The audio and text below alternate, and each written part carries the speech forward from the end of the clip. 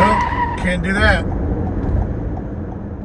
Hey guys, going to cover some Love and Death, the 2023 HBO MAX series. That right there is the pedestrian Bastrop Bridge, also featured in the opening scene to Texas Chainsaw Massacre 2.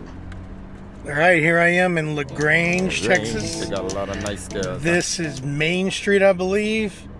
And right here, to the left and right, on the right, you're going to see Cottonwood Inn. This is the exact road that Candy Montgomery, Elizabeth Olsen drove. Hey, the hotel's not there, but she turns right in here.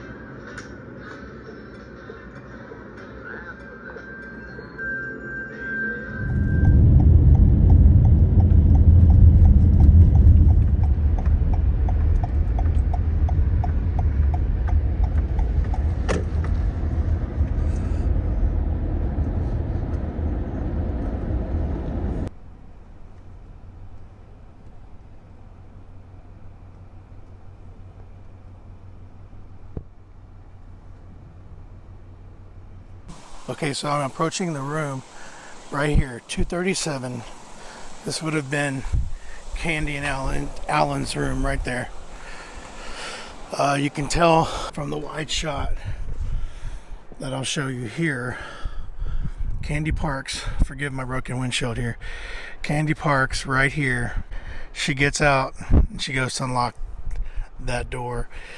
And you can tell from this wide shot back there.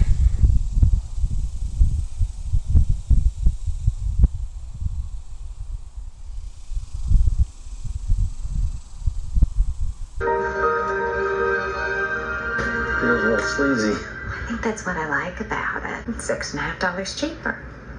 I kind of like being cheap too. It's sexy. Again, this is from Love and Death, the HBO Max series that recently just finished airing.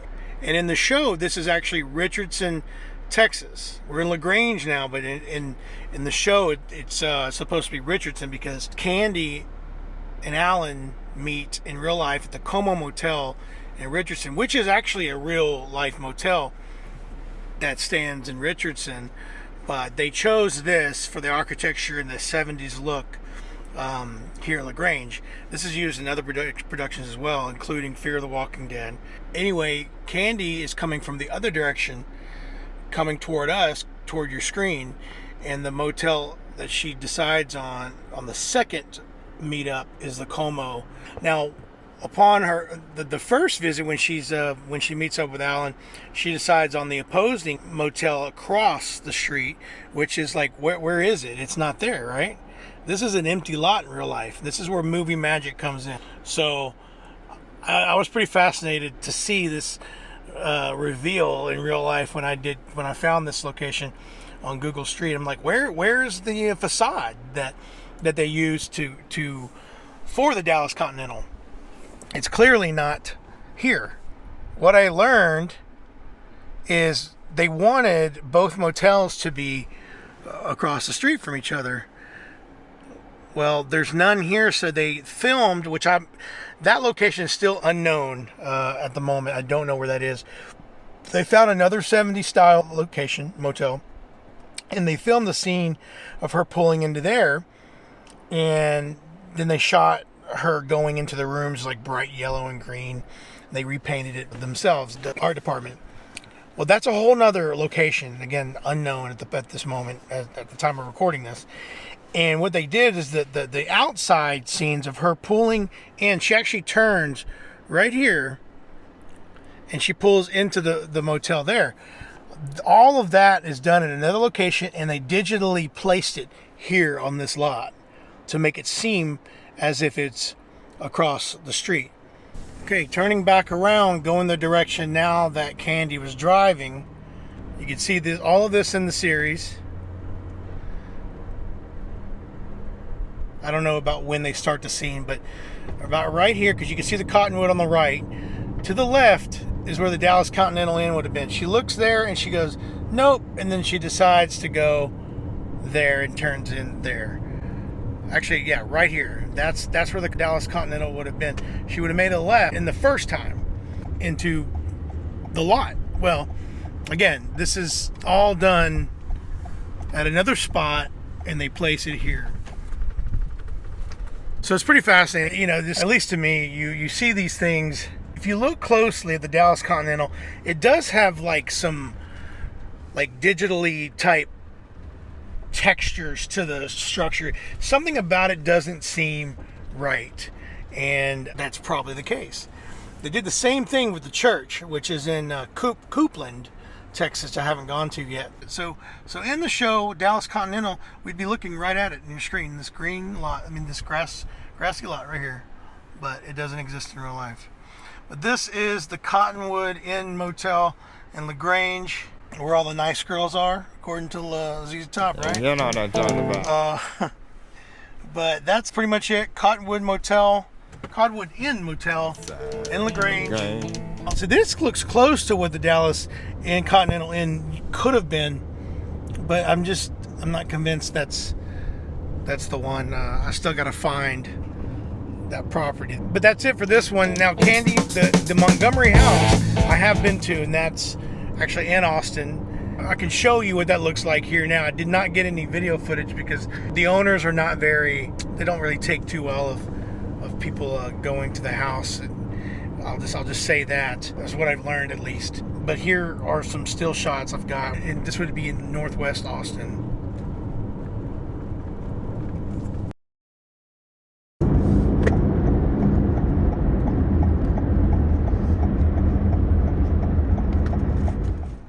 Okay, here I am now in Smithville, Texas, and this is the shot in the opening title sequence for Love and Death.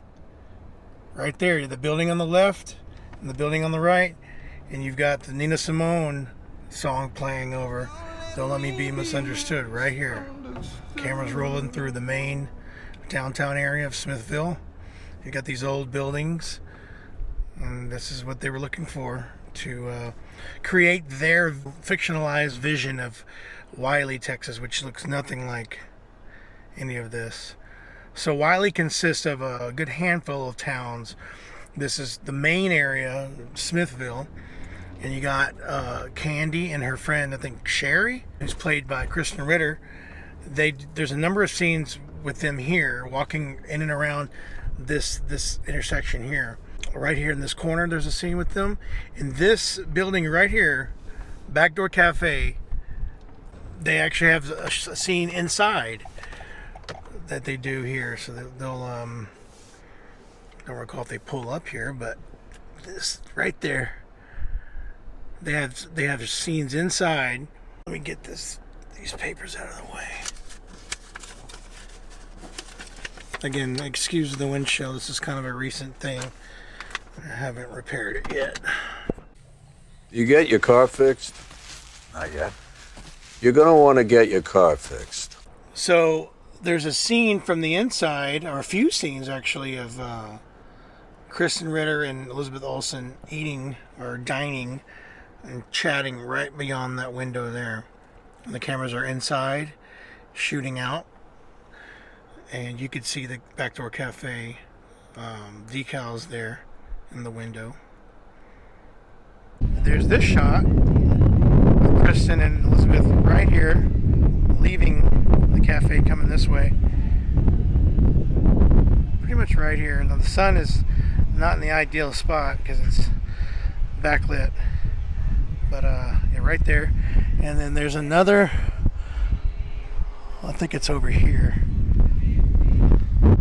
Another interesting thing about the Backdoor Cafe, and this is probably why they used it, is it's closed down.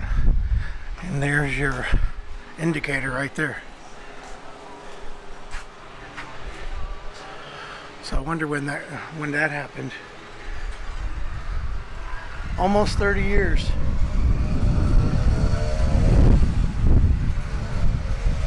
But they used the same name for it in the show. The actors would have went right through here.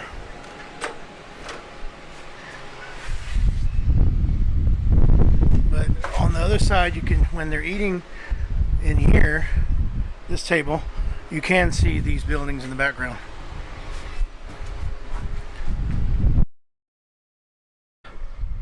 Now here's another angle of the girls coming. So once they leave the Backdoor Cafe, they cross the street and they come down this sidewalk here. And the shot's pretty much like that. You see them right on the corner. There's an older man right in the front of them. But you can see that curb to the right. And then you can see this brick here, all of that. Now the one thing, one noticeable difference is they removed this light fixture, this pole with the lights and the one-way sign.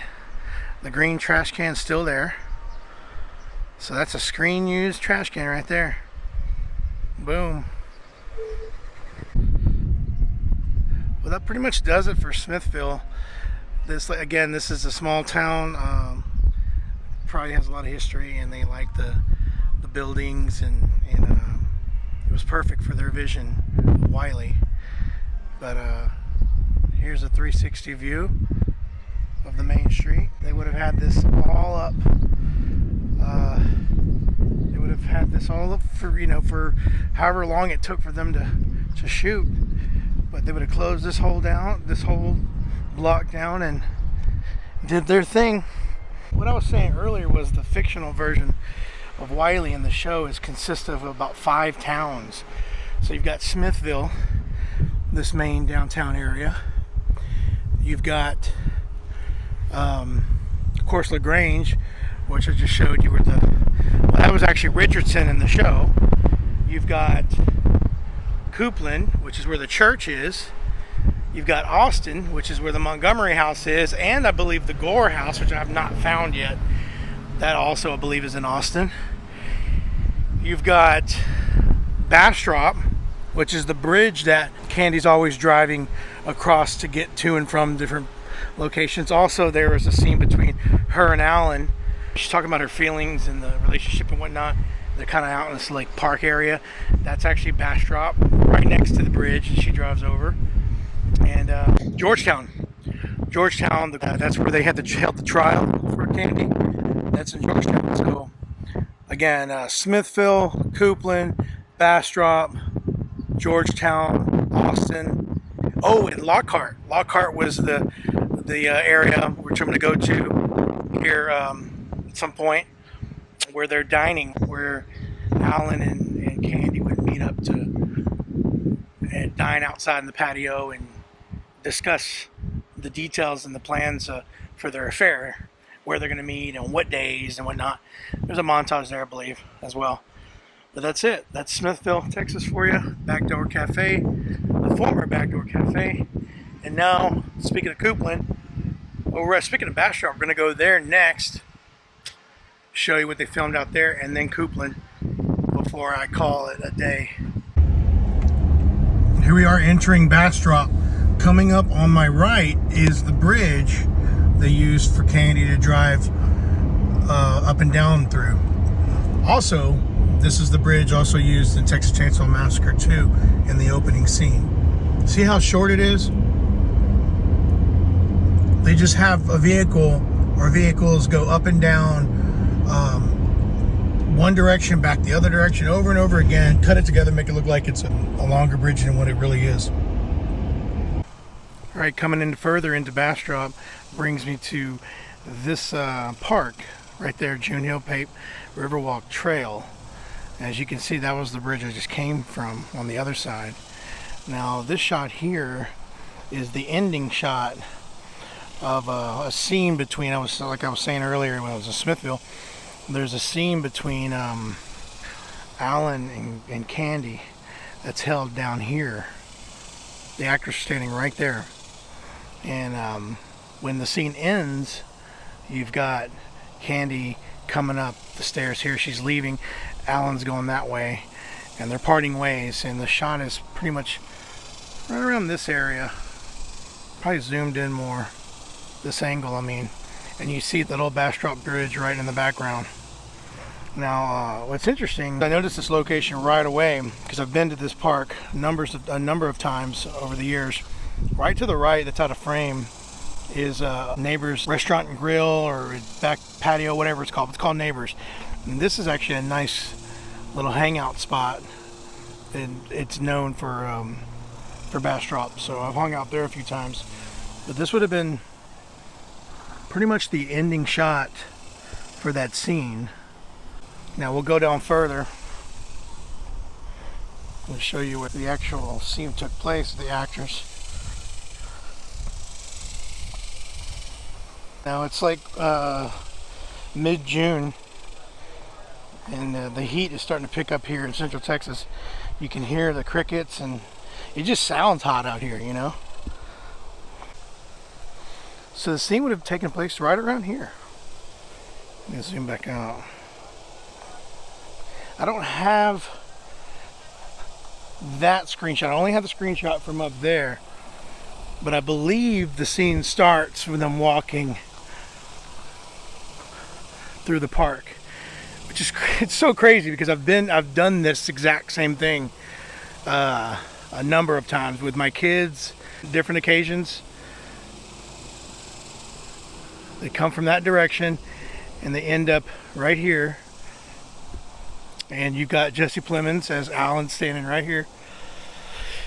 Yeah, the scene's right here. Again, I don't know the exact angle. Can't remember if that's shown, but right in this area. I believe she's talking about her, how he's not considering her feelings because he's ending the affair, and for under his terms and his reasons, and he's not considering her feelings. And I believe she asked him if he has feelings for her or something, and either he doesn't answer or he doesn't give her the answer that she wants, and then she storms off this way, and that ends the scene. And of course he goes that way. And that's it. That's the only two spots in Bastrop that they filmed. The bridge over there, the TCM2 bridge that she drives in and up and down through, and here, the park. So now next we're going to go to Copeland, which is where the church is. And I'll show you what the church looks like in real life, and how the lot to the left of it is nothing. And that's where they would have digitally placed the other church that they were building in the story. Alright, this next stop brings me into Copeland, or Cooland. To my left is the church. This was the church used in the show. It's really cool to have found it and seeing it in person. Now, it looks nothing, well, it looks exactly like it does on screen. However, its surroundings are nothing like they're depicted in the show. And I'll point out the reasons why. This is just your normal, like, corner lot, driveway, parking lot. There's nothing cinematic to it. There's nothing, you know, this is the beauty right here, is this building. So I have a shot here where the group is cutting the ribbon to start the construction of the new structure that they're going to be building. It's the new church or whatever on the lot adjacent to this church in real life. This is the church in real life, right? So you have this shot, it comes down like this, opens up the scene, and you got the group right here, the crowd right here, and they're covering up this. I don't know if this was here at the time, because this was filmed just a year to a year and a half ago. So, but anyway, you can't see this patched up part of the driveway. The group's all right here. You can see the driveway going through here, and the end of the frame is about right here. And there's cars parked right here and right here. That's the church office. So that's about the shot, right? You can see the red ribbon in the foreground, and they're going to cut it. Now, okay, so this is where my audio entirely was destroyed by the wind. There was hardly anything usable, so you guys wouldn't be able to hear me. But basically what I was telling you is the shot moves to this reverse shot here, whereas you can see there's nothing to look at. So this is one of those instances where they obviously took a green screen and they, shot the actors there on the lot and they performed their scenes. And then in post, they added everything that you see there. You can tell that is it because the backgrounds match the curvature of that line there, the break in the asphalt in the lot, the curvature of the lot there.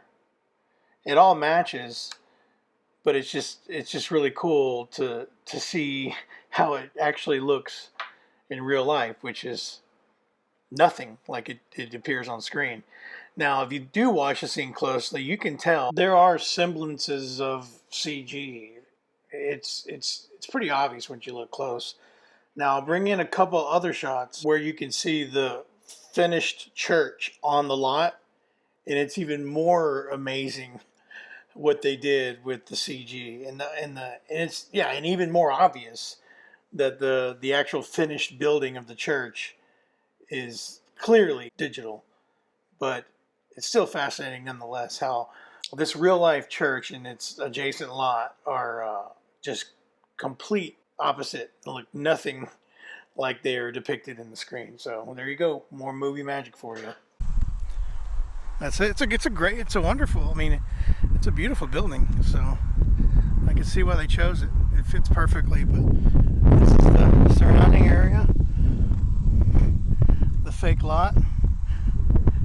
If you remember when they show the finished church, that's also digitally placed here too. But they wanted it right next to it in the story, and that's how they had to do it. But that's it. Okay, the last location for this video brings me to the courthouse in the center of Georgetown Town Square. I didn't walk around and get any footage with the commentary, so instead I'll show you some shot recreations I did for various shots at that location. Interestingly enough, I do not live very far from here, Georgetown Square, so this is stone's throw. I can come here every day if I wanted to. So I spent some time one weekend shortly after the show ended. I wasn't doing anything, and I just came out here and recreated some of these shots. At the time of this voice recording, these shots were taken a year before, June of 23. And I'm just now doing something with them. But this is our courthouse.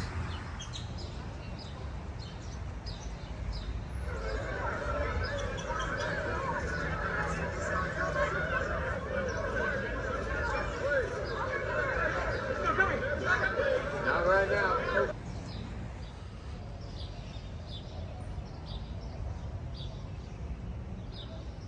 I've actually done some work at this courthouse. I've helped take Christmas lights down right there in between those columns, that little balcony up there, right in the center.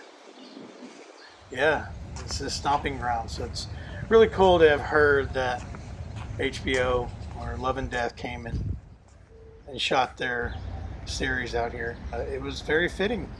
It worked for what they were trying to achieve. I don't even know what the Wylie or Collin County, I don't even know what that courthouse looks like, but I'm sure it's not near as dramatic or cinematic as what they chose here. But anyway, thanks again for coming along. This was quite the bit to edit, so I appreciate you sticking around and watching. By the way, this is the real life courthouse. This is where the murder actually took place. This is in real Wylie, Texas. So I thought I'd throw that in for y'all. Another fun fact, I'm editing this on June 13th and June 14th of 2024, and I pull up the date of this incident. And it was exactly to the day, 44 years ago. I promise, this was not planned at all. Thanks again for watching.